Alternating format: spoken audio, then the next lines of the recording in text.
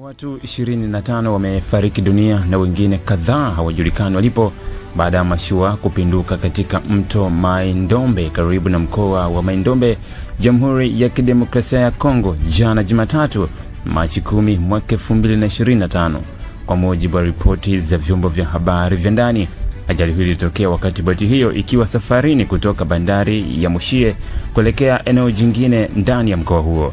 Miongoni mwa abiria waliokuwemo ndani ya boti hiyo ni wachezaji wa mpira wa miguu waliokuwa kitokea kijiji cha Ngambomi baada ya kushiriki mechi ya kirafiki. Mashua hiyo ilizama umbali wa takribani kilomita 12 kutoka bandari ya Mushie, huku chanzo halisi cha ajali hiyo kikiwa bado hakijathibitishwa rasmi. Kwa mujibu wa maafisa wa usalama, jitihada za uokoaji zinaendelea huku timu za uokoaji zikishirikiana na wakazi wa eneo hilo kujaribu kuwaokoa watu waliotoweka. Kituo cha polisi cha Mushie kimethibitisha kutokea kwa tukio hilo, lakini hakijatoa maelezo ya kina kuhusu idadi kamili ya abiria waliokuwemo ndani ya boti.